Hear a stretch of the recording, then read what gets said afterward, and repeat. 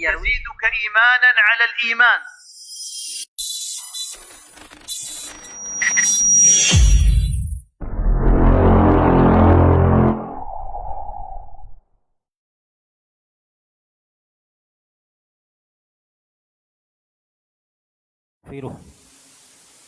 ونعوذ بالله من شرور أنفسنا ومن سيئات أعمالنا من يهده الله فلا مضل له ومن يضلل فلا هادي له وأشهد أن لا إله إلا الله وحده لا شريك له وأشهد أن محمدا عبده ورسوله وصفيه من خلقه وحبيبه يا أيها الذين آمنوا اتقوا الله حق تقاته ولا تموتن إلا وأنتم مسلمون يا أيها الناس اتقوا ربكم الذي خلقكم من نفس واحدة وخلق منها زوجها وبث منهما رجالا كثيرا ونساء واتقوا الله الذي تساءلون به والأرحام إن الله كان عليكم رقيبا يا أيها الذين آمنوا اتقوا الله وقولوا قولا سديدا يصلح لكم أعمالكم ويغفر لكم ذنوبكم ومن يطع الله ورسوله فقد فاز فوزا عظيما أما بعد معاشر المسلمين أوصيكم بتقوى الله فقد فاز المتقون اتقوه حق التقوى وركبوه في السر والعلن والنجوى فإن أجسادكم على النار لا تقوى. Hamba-hamba Allah kaum muslimin, sidang Jumat yang dirahmati oleh Allah Jalla Jalaluh. Tidak bosan-bosannya khatib berwasiat untuk diri khatib sendiri dan juga untuk jamaah semuanya, agar senantiasa bertakwa kepada Allah Jalla Jalaluh, bertakwa dengan sebenar-benar ketakwaan. Dan hendaklah masing-masing kita merasa selalu dipantau dan diawasi oleh Allah Subhanahu wa Ta'ala dalam setiap gerakan dan diam kita. Dan yakinlah bahwasanya jasad-jasad kita tidak akan mampu untuk menahan pedihnya siksaan neraka. Kaum muslimin rahimakumullah, Allah Subhanahu wa Ta'ala berikan nikmat yang banyak kepada umat ini. Naam, Allah berikan kepada kita umur yang pendek, umur yang lebih singkat dibandingkan dengan umat-umat yang terdahulu. Nabi Nuh alaihi salam, Allah berikan masa untuk berdakwah saja terhadap kaumnya selama 950 tahun. Nabi Adam alaihi salam memiliki umur yang jauh lebih panjang. Begitu juga dengan Nabi Ibrahim dan nabi-nabi sebelumnya. Adapun umur umat ini, kata baginda Nabi kita sallallahu alaihi wasallam, hanya antara 60 sampai 70 tahun dan sedikit yang bisa melewatinya. Maka kaum muslimin rahimakumullah, Allah berikan kepada kita musim-musim kebaikan yang apabila kita mengambil kesempatan itu dengan baik, maka Allah Subhanahu wa Ta'ala lipat gandakan pahala untuk kita. Di antaranya adalah di 10 pertama dari bulan Zulhijjah, Allah Subhanahu wa Ta'ala berikan hari terbaik ini kepada kita, merupakan nikmat yang besar. Allah Subhanahu wa Ta'ala berfirman, wal fajri wa layalin ashar, demi waktu fajar dan demi hari yang 10. Abdullah bin Abbas radhiyallahu anhuma mengatakan hari yang 10 maksudnya adalah 10 pertama dari bulan Zulhijjah. Di dalam hadis yang diriwayatkan oleh Imam Bukhari dan juga oleh Imam Abu Daud dan Ahlus Sunan yang lainnya, baginda Nabi kita sallallahu alaihi wasallam bersabda, "Ma min ayamin al-amalu salihu fihinna ahabbu ila Allah min hadhihi al-ayamil 'ashr." Tidak ada di antara hari-hari yang mana amalan saleh lebih Allah cintai untuk dikerjakan dibandingkan dengan amalan saleh yang dikerjakan di 10 pertama dari bulan Dzulhijjah. Maka para sahabat bertanya, para sahabat yang paham bahwasanya amalan soleh bertingkat-tingkat, berdarajat, mengetahui bahwasanya amalan soleh yang paling tinggi itu adalah jihad fi sabilillah. Baginda Nabi kita sallallahu alaihi wasallam bersabda, "Ra'sul amril Islam wa amuduhu as-salah wa zurwatu sanamihi al-jihadu fi sabilillah." Ra'sul amr. Ini adalah pokok perkara, modal utama dalam hal segala-galanya adalah Islam. Kemudian tiang-tiangnya adalah solat. Dan puncak dari segala itu adalah berjihad fi sabilillah. Maka para sahabat bertanya, ketika mendengar Nabi sallallahu alaihi wasallam bersabda, tidak ada di antara amalan yang lebih Allah cintai dibandingkan dengan amalan yang dilakukan di 10 awal dari bulan Dzulhijjah. Maka para sahabat bertanya, ya Rasulullah, walal jihadu fi sabilillah, tidak pula berjihad di jalan Allah wahai Rasul? Nabi kita sallallahu alaihi wasallam menjawab, walal jihadu fi sabilillah illa rajulun kharaja bi nafsihi wa malihi wa lam yarji' min dzalika bi syai'. Tidak pula berjihad di jalan Allah kecuali satu dari bentuk jihad. Nabi kita mengatakan seseorang yang keluar dengan jiwanya, dengan hartanya, kemudian dia tidak kembali dengan salah satu dari dua hal itu. Artinya dia gugur di medan jihad dan hartanya tidak kembali kepada keluarganya. Ini satu bentuk amalan jihad yang bisa mengungguli amalan soleh yang dilakukan di 10 awal bulan Dzulhijjah. Maka kaum muslimin rahimakumullah, di antara kita ada orang-orang yang pembicaraannya sehari-hari tentang masalah jihad. Jihad, jihad. Dan ketika kesempatan itu kita katakan hampir tipis untuk kita lakukan, maka Allah Subhanahu wa taala berikan kepada kita kesempatan untuk bisa merengkuh pahala jihad dengan beramal soleh di 10 awal dari bulan Dzulhijjah.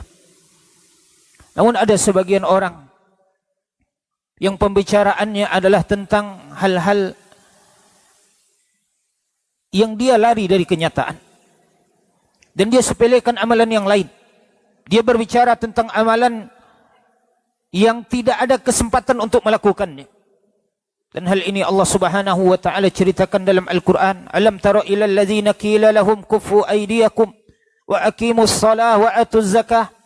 Apakah engkau tidak memperhatikan orang-orang yang dikatakan kepada mereka, tahan tangan-tangan kalian? Dia berbicara sehari-hari, mari kita berjihad. Kita perlu untuk menghadiri majelis ilmu, salat sunat, puasa sunat, baca Al-Quran, mereka sepelekan. Pembicaraannya selalu tentang masalah jihad. Bukan berarti bahwasanya jihad itu tidak baik. Jihad itu amalan tertinggi. Sebagaimana yang kita sampaikan sabda Nabi sallallahu alaihi wasallam, bahkan dalam sebuah hadis yang diriwayatkan oleh Imam Muslim, Nabi kita Muhammad sallallahu alaihi wasallam bersabda, "Man mata wa lam yaghzu wa lam yuhaddis bihi nafsah, mata ala syu'batin min nifaq." Barang siapa yang meninggal dunia namun dia belum pernah berjihad dan tidak pernah berniat untuk berjihad, tidak dia tanamkan niat untuk membela agama Allah, mati dia di atas hal yang demikian, maka dia meninggal, kata Nabi kita sallallahu alaihi wasallam, di atas satu cabang dari kemunafikan. Kaum muslimin yang dirahmati oleh Allah taala, alam tara ilal ladzina qila lahum kuffu aydiyakum wa aqimus shalah wa atuz zakah. Apakah kalian tidak memperhatikan sebagian orang yang dikatakan kepada mereka, tahan tangan-tangan kalian. Sekarang waktunya tegakkan salat, bayarkan zakat, bersedekah. Namun mereka menyepelekannya. Akan tetapi falamma qutila alaihimul qitalu idza fariqum minhum yakhshawna an-nas ka khasyatillah aw ashadda khasyah. Namun apabila datang kewajiban berperang, kewajiban jihad kepada mereka, maka sekelompok dari mereka ternyata takut dengan musuh sebagaimana mereka takut dengan Allah Subhanahu wa taala, atau lebih besar lagi takut mereka kepada musuh dibandingkan takut mereka dengan Allah Subhanahu wa taala. Maka kaum muslimin rahimakumullah, apa yang telah kita lakukan di 5 hari yang telah kita lewati dari 10 pertama dari bulan Dzulhijjah, amalan soleh apa yang telah kita persembahkan kepada Allah di 10 awal dari bulan Dzulhijjah, masih sisa 5 hari lagi. Maka kaum muslimin rahimakumullah, siapa yang telah berbuat baik, lanjutkan kebaikannya, lanjutkan amal solehnya. Dan siapa yang masih lalai, maka bangunlah, sadarlah bahwasanya hari-hari yang kita lewati ini adalah hari terbaik. Dia tidak sama dengan hari-hari lainnya. Kaum muslimin yang dirahmati oleh Allah Ta'ala, sadarilah bahwasanya kita ini amat butuh dengan Allah. Kita ini miskin, kita ini fakir. Allah Subhanahu wa Ta'ala berfirman, ya ayuhan nas, antumul fuqara'u ila Allahi wallahu huwal ghaniyul hamid. Wahai sekalian manusia, sesungguhnya kalian itu benar-benar butuh dan fakir kepada Allah, dan Allah lah yang maha kaya lagi maha terpuji. Sebesar apapun kekuatan kita, maka kita lemah di hadapan Allah. Walaupun kita memiliki dunia ini semuanya, maka kita fakir di hadapan Allah Subhanahu wa Ta'ala. Setinggi apapun jabatan kita, maka kita amat kecil di hadapan Allah. Kita butuh dengan Allah Subhanahu wa Ta'ala. Adapun Allah, maka Allah tidak butuh kepada makhluknya. Allah tidak butuh kepada malaikat. Allah tidak butuh kepada orang-orang yang beriman. Allah tidak butuh kepada ketaatan kita, kepada ibadah kita. Allah Subhanahu wa Ta'ala berfirman dalam sebuah hadis qudsi, ya ibadi kullukum dhallun illa man hadaituhu fastahduni ahdikum. Wahai hamba-hambaku, kalian semuanya berada dalam kesesatan, kecuali orang-orang yang aku berikan petunjuk kepadanya. Maka mintalah petunjuk itu kepadaku, niscaya aku akan memberikan hidayah atau petunjuk kepada kalian. Ya ibadi kullukum ja'i' illa man at'amtuhu fastat'imuni ut'imkum. Wahai hamba-hambaku, kalian semuanya berada dalam kondisi lapar, kecuali orang-orang yang aku berikan makanan kepada mereka. Maka mintalah makanan itu kepadaku, niscaya aku akan memberikannya kepada kalian. Ya ibadi kullukum 'arin illa man kasautuhu fastaksuni aksukum. Wahai hamba-hambaku, sesungguhnya kalian semuanya berada dalam keadaan bertelanjang, kecuali orang-orang yang aku berikan pakaian kepada mereka. Maka mintalah pakaian itu kepadaku, niscaya aku akan berikan pakaian kepada kalian. Ya ibadi innakum tukhti'una bil-laili wan-nahar wa ana aghfiru adh-dhunuba jami'a fastaghfiruni aghfir lakum. Wahai hamba-hambaku, sesungguhnya kalian berbuat salah di malam dan siang hari. Tidak kenal waktu kalian berbuat salah kepada Allah, sementara aku mengampuni semua dosa-dosa. Maka mintalah maghfirah, ampunan itu kepadaku, niscaya aku akan memberikannya kepada kalian. Ya ibadi innakum lan tablughu durri fatadurruni wa lan tablughu naf'i fatanfa'uni. Wahai hamba-hambaku, sesungguhnya kalian tidak akan mampu untuk memberikan bahaya kepadaku, sebagaimana kalian tidak akan mampu untuk memberikan kebaikan kepadaku. Maka kaum muslimin rahimakumullah, kita amat butuh kepada Allah Subhanahu wa Ta'ala. Siapapun kita, berapa banyak pun harta kita, setinggi apapun pangkat kita, semuanya butuh dengan Allah Subhanahu wa Ta'ala. Dan Allah suruh kita untuk meminta kepadanya, minta hidayah, minta makanan, minta pakaian, minta ampunan, minta semua apa yang kita butuhkan kepada Allah Subhanahu wa Ta'ala. Kaum muslimin yang dirahmati oleh Allah Ta'ala, minta kebaikan di dunia dan di akhirat. Minta kepada Allah Subhanahu wa Ta'ala agar Allah memberikan hidayah sampai kita tinggalkan dunia ini. Kaum muslimin rahimakumullah,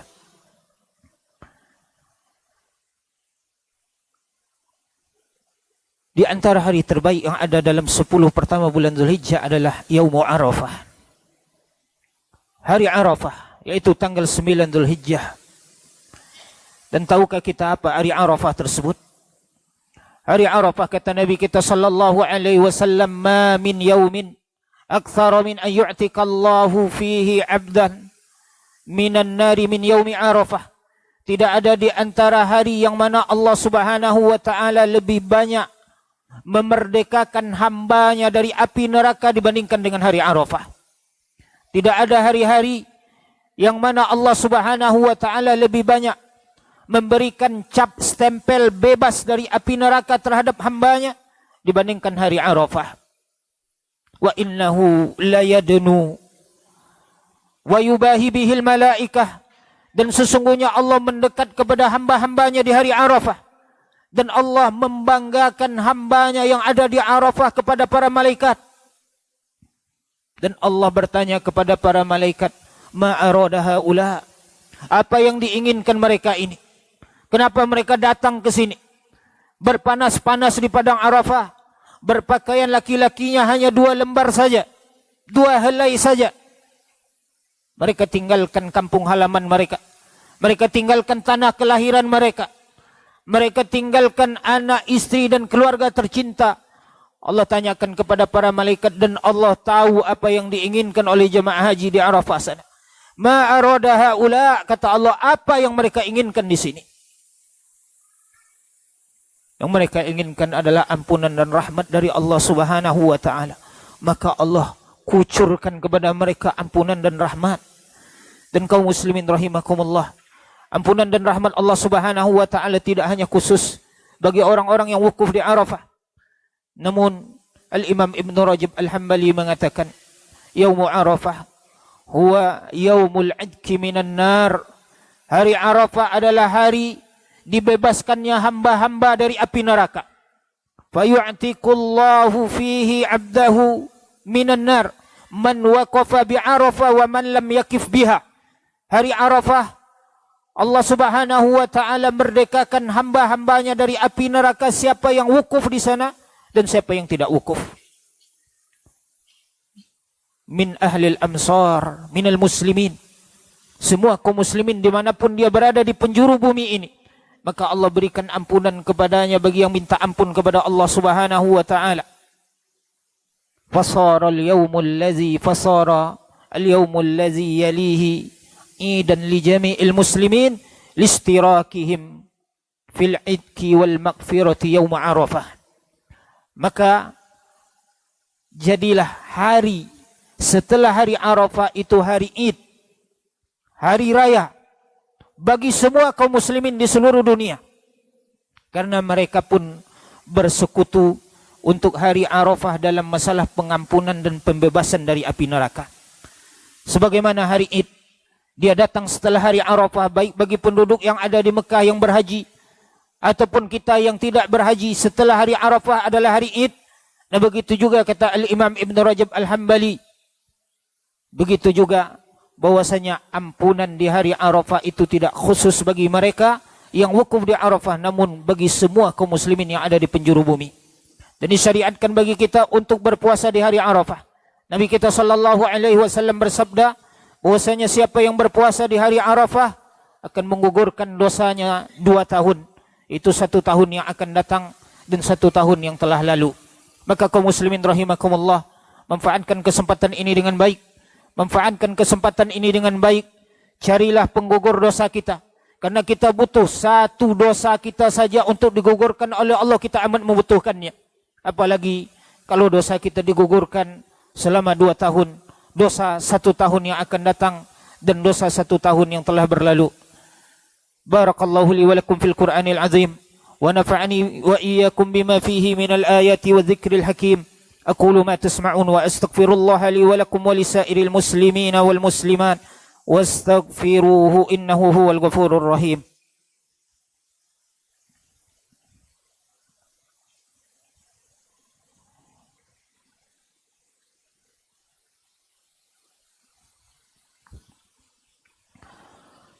الحمد لله رب العالمين وأصلي وأسلم على نبينا وحبيبنا وشفيعنا وسيدنا محمد وعلى آله وأصحابه وجميع التابعين. أما بعد معاشر المسلمين, di antara yang disyariatkan oleh Allah Subhanahu wa taala di hari Id adalah menyembelih hewan kurban. Dan ketahuilah wahai kaum muslimin, kita berkurban bukan karena berbangga-bangga dengan manusia. Kita berkurban bukan untuk dipuji, disanjung oleh orang lain. Namun kita berkurban untuk mendekatkan diri kita kepada Allah Subhanahu wa taala, menghidupkan sunnah Nabi Ibrahim alaihi salam. Ingat bahwasanya di sana ada seorang hamba Allah Subhanahu wa taala yang Allah katakan wa Ibrahim allazi waffa. Dan Ibrahim yang dia sempurnakan semua ujian yang Allah berikan kepadanya. Allah Subhanahu wa taala uji Nabi Ibrahim dengan ujian yang berat. Allah Subhanahu wa taala suruh Nabi Ibrahim untuk menyembelih anak satu-satunya yang dia miliki ketika itu. Karena Ishak belum ada. Ishak didapatkan oleh Nabi Ibrahim alaihi salam ketika umurnya sudah 99 tahun. Sementara Ismail Allah berikan kepada Nabi Ibrahim ketika umurnya 86 tahun. Kaum muslimin rahimakumullah. Allah Subhanahu wa taala perintahkan agar Nabi Ibrahim menyembelih anaknya lewat mimpi, dan Allah katakan itu di dalam Al-Qur'an, "Walamma balagha ma'ahu as-sa'ya qala ya bunayya inni ara fil manami anni adbahu fanzur madza tara." Ketika anaknya sudah mulai besar, sudah mulai berusaha sendiri, sudah bisa untuk bekerja sendiri, maka bapaknya Nabi Ibrahim alaihissalam mengatakan, "Wahai anakku, sesungguhnya aku melihat di dalam mimpiku aku menyembelihmu." Dan mimpi Nabi itu adalah wahyu. Maka bagaimana pandanganmu? Kaum muslimin rahimakumullah, disembelih. Falamma aslama wa tallahu lil jabin. Ketika keduanya berserah diri dan Nabi Ibrahim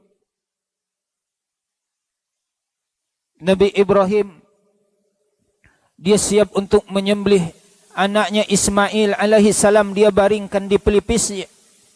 Maka Allah Subhanahu wa taala mengatakan, qad saddaqtar ru'ya, sungguh engkau telah benarkan mimpi. Sungguh engkau telah benarkan mimpi. Dan Allah ganti Ismail dengan tebusan domba yang berasal dari surga menurut sebagian ahli tafsir. Sebagian ahli tafsir mengatakan bahwasanya itu adalah kurban dari Habil anaknya Nabi Adam alaihi salam. Maka kaum muslimin rahimakumullah, intinya bahwasanya kita berkurban untuk mengingat kisah Nabi Ibrahim alaihi salam. Kita berkurban bukan untuk berbangga dengan orang lain. Maka yakinlah bahwasanya tidak akan sampai kepada Allah daging dari hewan kurban kita. Tidak akan sampai kepada Allah darahnya. La yanalallaha luhumuha wala dima'uha walakin yanaluhu taqwa minkum. Maka carilah hewan kurban yang baik. Carilah hewan kurban yang sempurna. Carilah hewan kurban yang gemuk, yang banyak dagingnya. Persembahkan kepada Allah, kurbankan untuk Allah Subhanahu wa taala yang terbaik, bukan yang terburuk. Kaum muslimin rahimakumullah, Nabi kita sallallahu alaihi wasallam mengatakan, la tazbahu illa musinnah. Janganlah kalian sembelih kecuali yang musinnah, yang sudah bertukar gigi. Untuk unta ketika usianya sudah genap 5 tahun. Untuk sapi yang usianya sudah 2 tahun. Untuk kambing yang sudah 1 tahun. Kemudian Nabi kita sallallahu alaihi wasallam membolehkan untuk domba yang berumur 6 bulan yang disebut dengan jaza'ah. Kemudian Nabi kita sallallahu alaihi wasallam menjelaskan bahwasanya ada 4 aib, ada 4 cacat yang apabila terdapat pada hewan kurban maka dia tidak boleh dikurbankan. Nabi kita bersabda, arba'un la tajuzu fil adahi. Ada 4 aib apabila ada pada hewan ternak maka dia tidak boleh dikurbankan. Yang pertama kata Nabi kita, al-awra al-bayyinu awaruha. Yang buta matanya sebelah yang jelas kebutaannya. Wal maridatu al-bayyinu maraduha. Yang sakit yang jelas sakitnya. Kemudian yang ketiga kata Nabi kita sallallahu alaihi wasallam, wal arja al-bayyinu dhala'uha. Yang pincang yang jelas pincangnya. Kemudian yang terakhir, wal kasiratul lati la tunki. Dan yang sangat kurus sekali atau yang sudah sangat tua yang tidak ada sumsum lagi di dalam tulangnya. Maka hindari hewan-hewan seperti ini atau aib-aib yang mirip dengannya atau bahkan yang lebih besar dari itu. Maka dia tentu lebih aula lagi, lebih utama lagi untuk tidak dikurbankan. Nabi kita mengatakan yang buta matanya sebelah, kalau seandainya kita temukan ada hewan yang kedua matanya buta, maka dia lebih utama lagi untuk tidak dikurbankan. Nabi kita mengatakan yang pincang yang jelas pincangnya. Kalau kita lihat ada seekor hewan hanya memiliki 3 buah kaki, maka dia tidak boleh untuk dikorbankan. Namun kalau aibnya lebih kecil dari itu, lebih ringan dari yang disebutkan oleh Nabi di dalam hadis tadi, maka dia dibolehkan.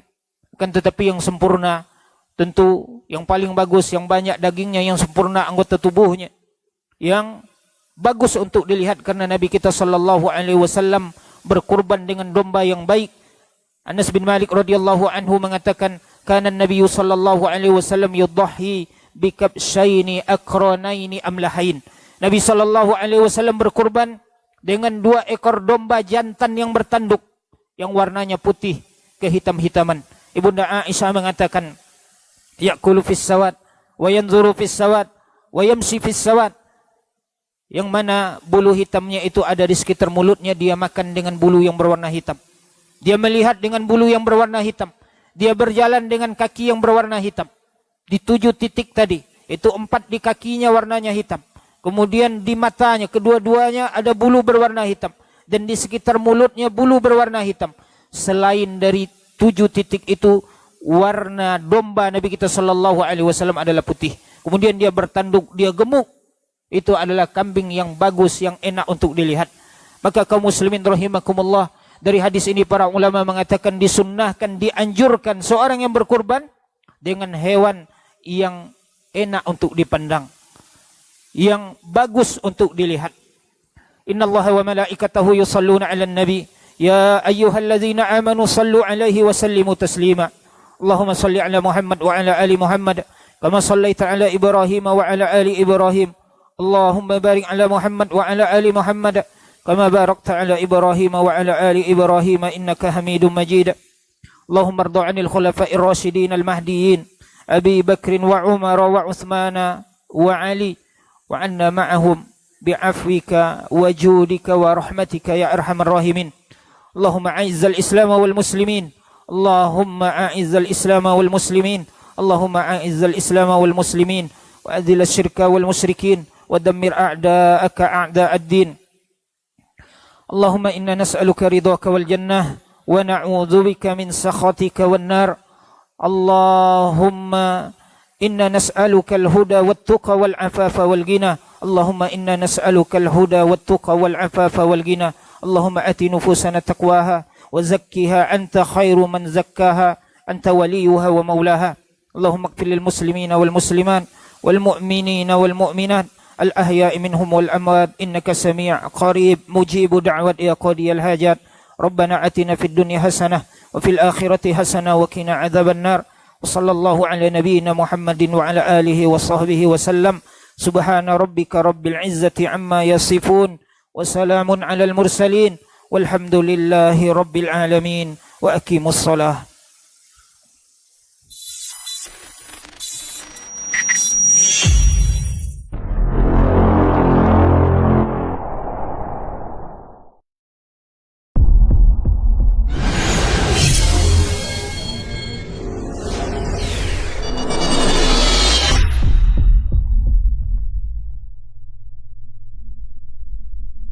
Tatkala rintik-rintik hujan mulai membasahi bumi Allah, hujan yang turun itu adalah tanda keagungan dan kebesaran Allah Jalla Jalaluhu. Siapa yang bisa mendatangkan air yang tawar buat kalian? Siapa? Tatkala kita merenungkan tentang bagaimana bumi yang kering, yang mati kemudian hidup kembali. Wa huwa allazi arsalna bushran baina yaday. Dialah Allah yang mengirimkan angin sebagai kabar gembira di antara rahmat yang akan turun. Wa anzalna minas sama'i ma'an tahura. Dan kami yang menurunkan dari langit air yang suci. Itu nikmat Allah Subhanahu wa ta'ala.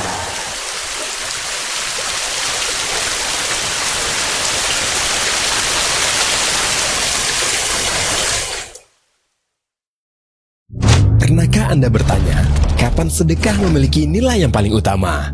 Rasulullah Shallallahu Alaihi Wasallam ditanya tentang sedekah terbaik. Beliau menjawab, sedekah yang engkau berikan ketika masih muda, pelit harta, bertumpuk angan-angan untuk hidup mewah, dan takut bangkrut. Hadis riwayat Ahmad dan Nasai.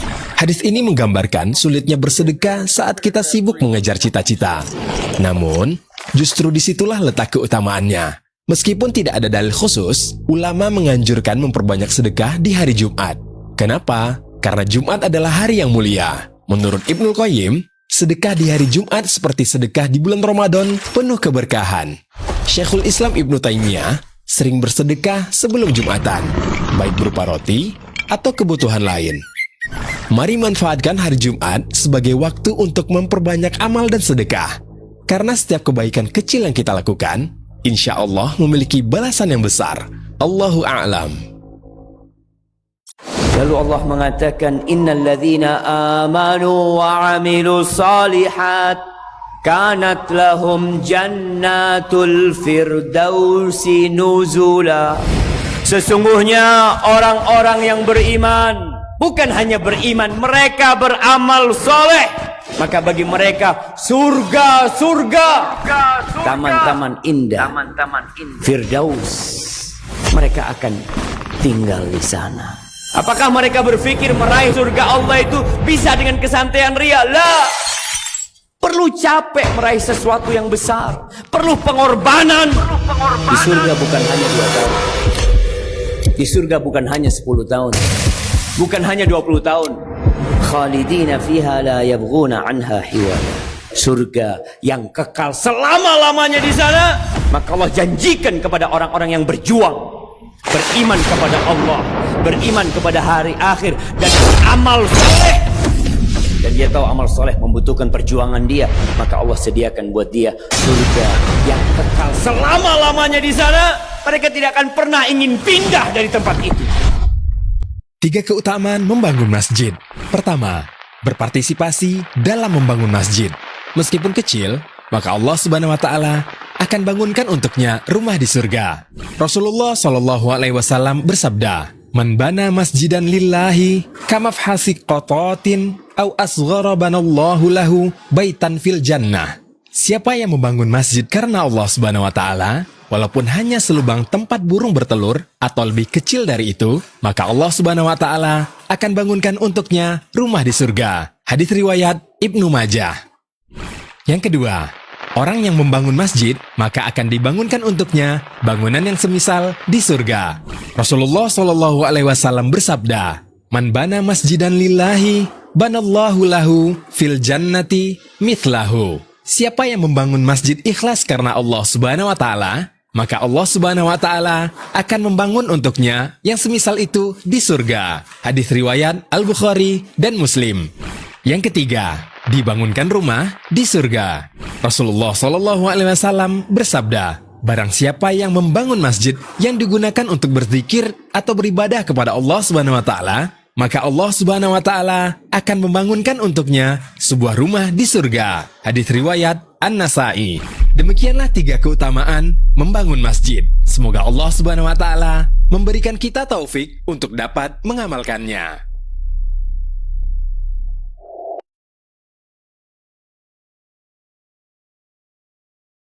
Bismillahirrahmanirrahim.